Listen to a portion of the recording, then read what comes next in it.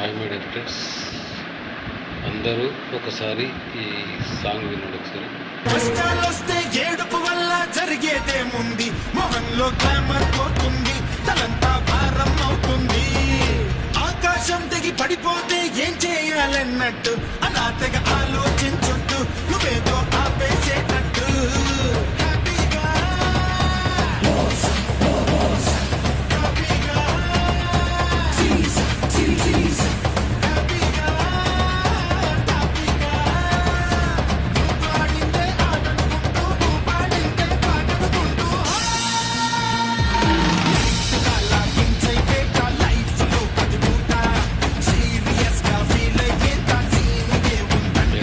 విన్నారు కదా పాట.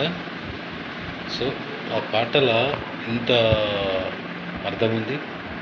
సో కష్టాలు వస్తే ఏడుపు వల్ల జరిగేదేముంది, మొహంలో గ్లామర్ పోతుంది, తనంతా భారం అవుతుంది. సో మనకి ఏదైనా కష్టం వచ్చినప్పుడు దాన్ని చూసి అబ్బా నాకు కష్టాలు వచ్చినాయని చెప్పేసి భయపడాల్సినటువంటి పని అస్సలు లేదు. సో అలాగే కష్టాలు వచ్చినాయని చెప్పేసి కృంగిపోవద్దు. కష్టాలు అనేవి వస్తూ ఉంటాయి, పోతూ ఉంటాయి. నా దృష్టిలో కష్టాలు అనేవి ఎట్లాంటివి అంటే కాలాలు, మనకు 3 కాలాలు ఉంటాయి కదా, ఎండాకాలం, వానాకాలం, చలికాలం. సో ఈ కష్టాలు కూడా అట్లాంటివి వస్తాయి, పోతాయి. కొన్ని రోజులు కష్టాలు, కొన్ని రోజులు సుఖాలు. సో ఏవి శాశ్వతంగా ఉంటాయి, వస్తాయి, పోతాయి.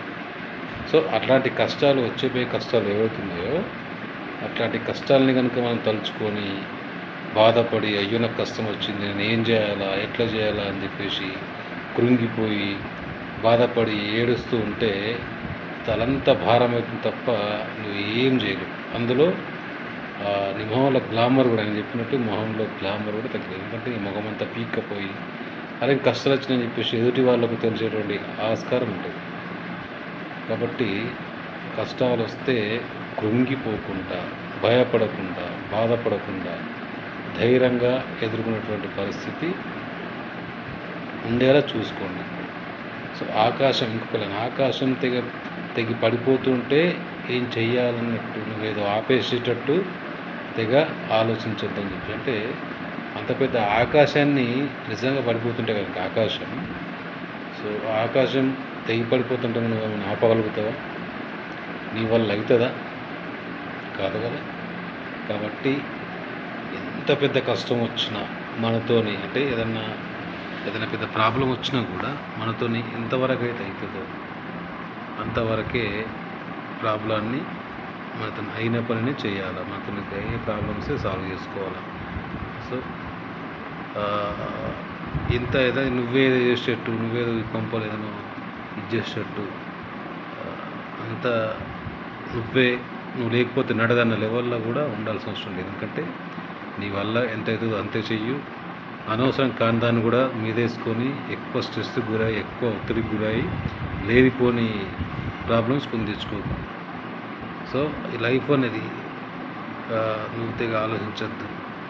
సో లైఫ్ అనేది ఎట్లుండాలంటే హ్యాపీగా ఎంజాయ్ చేస్తూ